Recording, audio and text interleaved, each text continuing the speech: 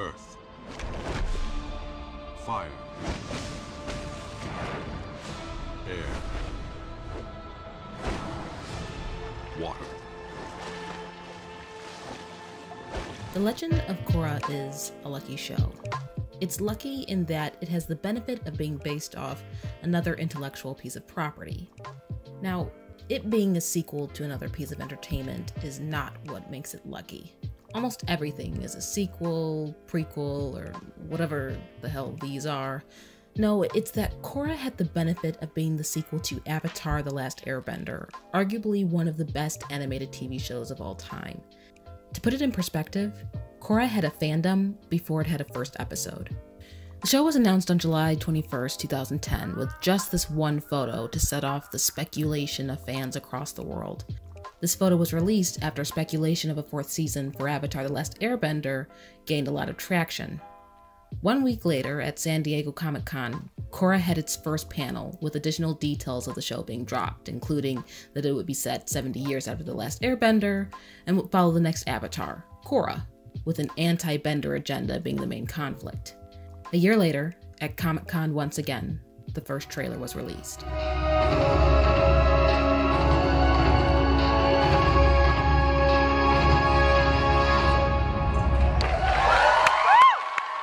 People wanted to see this show. People wanted to see this universe again. It had comic book movie hype. When people learned that Aang and Katara's kids existed in this world and that their son was going to train Korra, and then some people thought somehow he would be the same age as Korra and be a love interest, which I don't even understand that, but the point is, people were genuinely excited about this show. And that's what I want to hone in on. Korra had an audience in agreement before it aired. That would not be true when it ended. In fact, it couldn't be farther from the truth. Now, I'm not saying I haven't seen other fandoms in conflict because I have. But I have never been personally involved in a fandom more at odds than The Legend of Korra. Because we can talk about, technically speaking, why parts of The Legend of Korra didn't work, and its worst moments, and how it doesn't compare to Avatar all day. And there are a slew of YouTube videos that already do this, and you can literally just search Korra reviews or critiques, and there you go. But what I want to show is how the planning and execution of this show by its crew, and especially its creators and Nickelodeon, resulted in a divided audience. Because creating something is only half the battle. Creating something for someone else is the true test. And one critic knew this better than anyone.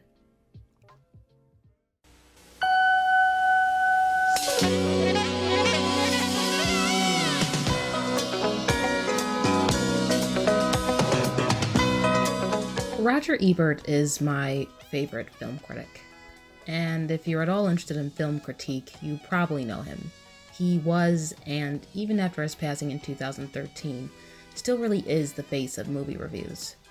On their show At the Movies with Gene Siskel and with his column in the Chicago Sun-Times, Ebert popularized the idea of easily accessible and digestible film review and critique. Because before Rotten Tomatoes and Metacritic, movie reviews were not as easy to come by, and even more, they weren't really for the everyday man.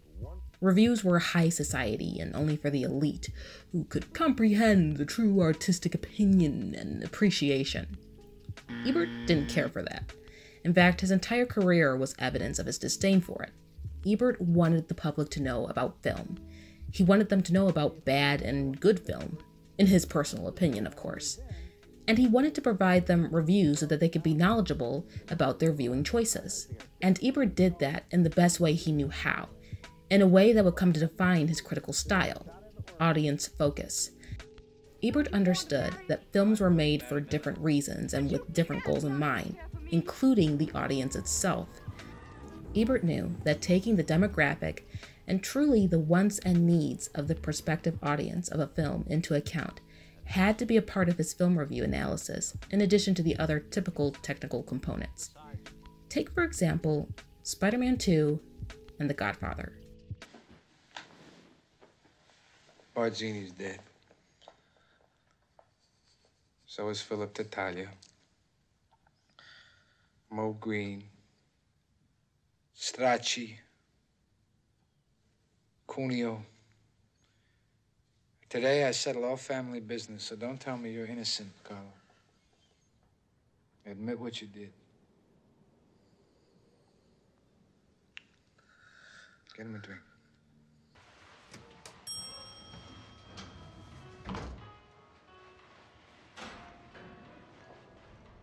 Cool Spidey outfit.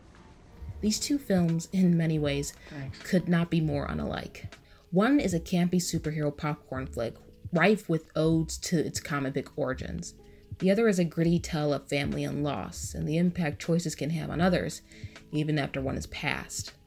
These movies were made for two wildly different audiences, and for numerous different reasons. The cinematography and angles are different. The tone and pace of scenes are different. These movies are completely unalike, and yet they both received the exact same rating from Roger Ebert, 4 stars. Because Roger understood that, for their respective audience and the additional technical aspects that followed, these are two movies on equal footing. Some people say Spider-Man 2 is silly and dumb and dated, and maybe it is all of those things, but it is all of those things for a reason. The writers and producers and director and Marvel Studios itself knew what they were making and knew who they were making it for. It was never going to be The Godfather because it didn't want to be The Godfather. It wanted to be Spider-Man. The painstaking planning and rewrites and reshoots and reworks that went into The Godfather existed in Spider-Man 2 as well, because at the end of the day, these are two films that were made with much thought and care. Not only for the product itself, but who the product was going to be made for. And that's why they got the same rating. Not because they are equally emotionally resonant, or because they both have the same state-of-the-art effects, but because they do the task set out for the film, and they do it very well. The Legend of Korra did not do its task very well. This is what's wrong with the city! Benders like this girl only use their power to oppress us! What? I'm not oppressing anyone. You're oppressing yourself! That didn't even make sense! I think the easy answer for why the fandom for Korra is divided is to talk about the ending and say that it's because of that and the resulting lack of maturity on all fronts of the fandom is why the audience for the show is in the state it is in today. The ending caused division, sure, but it's not the true reason for division in the audience. Korra's audience was divided long before the series finale premiered, and really, the 4th season was just the tipping point. It was the point of no return. But where did this start? Where did the issues for Korra really begin? Now, I get that people might disagree with me, and of course it's impossible to pick a specific date and say that was the definitive end of something, but I'm going to give a general time period. And that general time period is going to be before the first episode aired. Yes, the hope of Korra's audience being in agreement was doomed before its first episode even aired. Let's go back to Comic-Con 2011, to that clip I showed you a couple minutes ago. Because as these fans, these Korra fans who haven't even heard a line of dialogue from our titular character, while they're hooping and hollering as the glorious animation plays on the silver screen, the planning for Korra was already showing major cracks in its foundation. In an April 2012 interview with series creators Brian Konietzko and Mike DiMartino, Brian goes on to say, "It was a little different this time around compared to making Avatar: The Last Airbender. Avatar was a new idea, and we were new show creators, so for the 3 years between its creation and the series premiere, we were pretty much left alone to work on the show.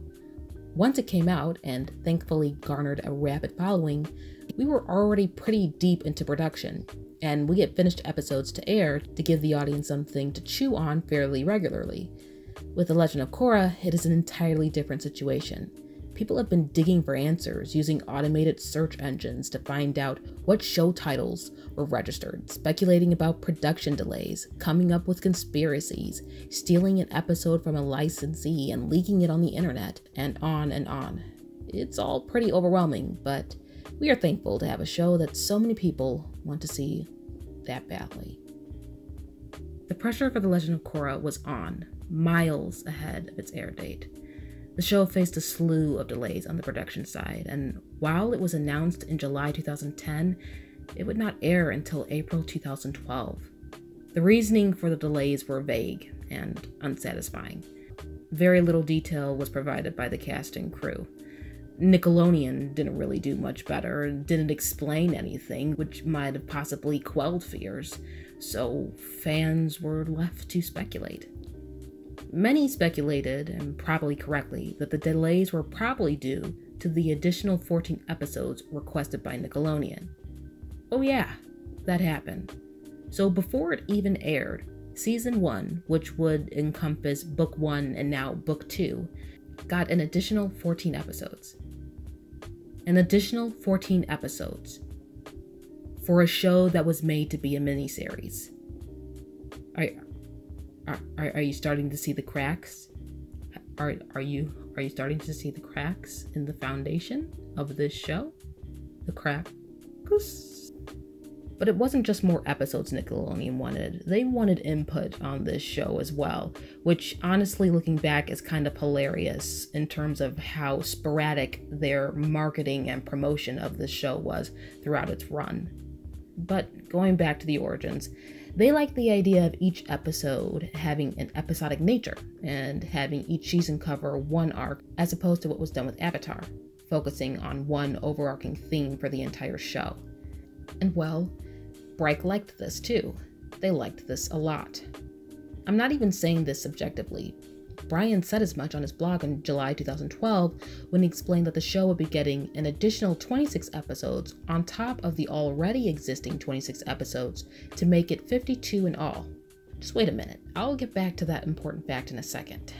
But in this blog post, Brian states, Mike and I were cool with the idea, as we had originally wanted the season to be 12 episodes long instead of 20, and creatively, we liked the idea of doing tighter story arcs. And then there was garbage about how Nickelodeon changed from 20 episodes to 26, so Korra ended up having 2 seasons, even though it's really 4 books, and honestly, none of these technicalities matter, because by this point, the production of the show is one hot mess. That shot of Korra, like she throws that punch and the airbending, it's like her first airbending punch. Like, I mean, he was working on that up till like a day before it aired on TV. Like, so yeah, sometimes it's down to the wire because there'll be really important shots and they're hard to do as well. Are you guys I know that you were really pretty far along with book 4, but are you scrambling a little bit right now to deliver each week? We're always in a state of scrambling. I've been living in a state of scrambling for about 10 years. Book 2 was the delay. It was just purely production. We just had like production problems and just took a lot of catching up. But sounding like you're whining. But you know, when you come out of a giant production like this, you know, Avatar was from creating it and developing it, doing the pilot, and then for the 3 seasons. You know, it was 6.5 years, like I mentioned earlier. We had a little bit of a break, and then Korra will be 5 years when we're done. And it was 5 brutal years. It was really hard, just production-wise. It's just really hard. Shifting a show from being a miniseries to having 26 episodes before it airs, to then being approved for another 26 episodes a couple of weeks after its first book is finished is insane. The fact that the show had production issues isn't a wonder at all, and I haven't even gotten to the writing and animation.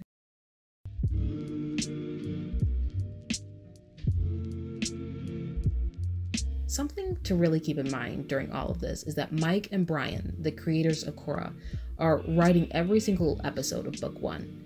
And I'm not talking about doing a little bit of consulting or, you know, even saying they did the majority of them and then, you know, other writers came in to fill in the gaps. No, these 2 wrote every episode. And guys, if there's anything you should know about Avatar: The Last Airbender, it's that it was full of talented artists and directors, and the pacing and the character development and realism of the show was heavily influenced by its writers. Their contributions to that show cannot go unnoticed. Their writing prowess and character development was evident in each episode they wrote. Now, I'm not taking anything away from Bright. They have amazing imaginations, and they are terrific world builders and writers to an extent. But they alone did not make Avatar: The Last Airbender the storytelling masterpiece it's regarded as today. They had help, they had guidance, they had input. Input, that's a really key word. When you think about all of the other duties Bryke had while working on book one, in addition to the writing, it's almost incomprehensible that they were able to get anything done. I'm sure they weren't getting sleep. I'm sure they weren't seeing their families. They had to be in the room every single day. And something I want everyone to be clear on is that I know Bryke worked really hard on this show. They did. And then we have the animation, and I know a lot of people know the history of the animation for Korra, so I'm going to be really brief with this and kind of run through it. Most of Korra's animation for book one was done by Studio Mir, a very talented South Korean studio, and a lot of you probably know about it because the same studio does the animation for Voltron. Then, executive director Jae Young-yu, and I'm sorry if I mispronounced his name, decided that they would animate Boondocks instead of Korra when it came time to animate book two. Please keep in mind that this wouldn't have been an issue if Korra had just remained a mini-series like it had been planned to, but I digress. And so it was handed off to another studio, Studio Period. And well, you've all seen book two. Oh! Oh. Oh. Oh. Oh. Oh.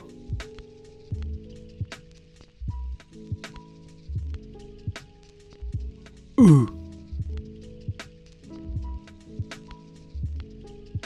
Now, I think overall the fandom is highly unfair to book two, because you can see the issues that existed with this book completely unrelated to the animation, and so I wouldn't be surprised if any and all of these other factors played a part in how it came out. Is this animation bad in some places? Yes. Yes, it is. But Mir eventually came back and worked in tandem with Period, and honestly, the lacking animation in book two is just another pebble on the massive mountain that was the poor planning and production of Korra. I mean, on July 2013, Brian made a post on his blog saying, "To give you a sense of just how long it takes to make animation and how much overlap there is in our production, here's a photo from a meeting this past Monday to kick off the storyboards for the first episode of book 4.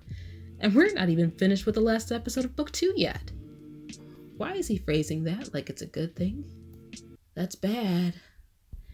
That's bad, Brian. Now, I know most of this is probably just Brian trying to give a peek at the production process.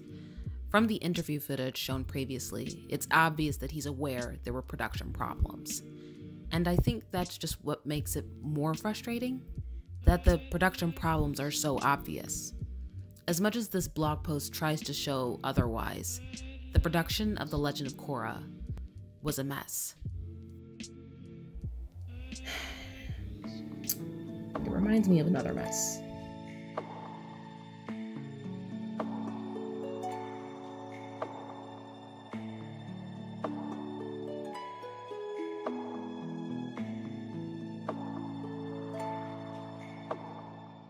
I'm going to divert this video for a second, but stay with me. Now, Final Fantasy XV is a story and an analysis for another video. The delays and complications that plagued it are astounding, and the fact that an actual game was released and one that sold a very decent amount of units is a miracle, honestly. The reason I bring it up, though, is because the audience for this game is very divided as well. There are many who love it and don't really care about any of the issues it endured in production. They just like what they're playing. The game opens with the statement for fans and first-timers. It's a relatively easy game to introduce to someone new to the Final Fantasy universe, and a lot of people liked it for that fact alone. And then some other people liked it regardless of its production problems. They knew they existed. They knew the game was inherently flawed, but they still liked it. And then you get the people who are disappointed to the greater extent, and they really can't enjoy the game because every time they play it, all they see is what could have been, not what is. And then you've got the people who loathe this game. They loathe the attention it receives from new fans who are unbothered by the history.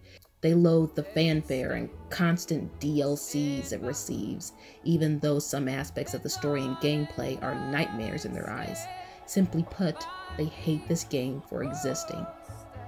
All of those opinions exist for Final Fantasy XV, and most all of it is due to its production problems. Square Enix could tell by the time it was close to release this game that it was going to make some people very happy and some people very upset.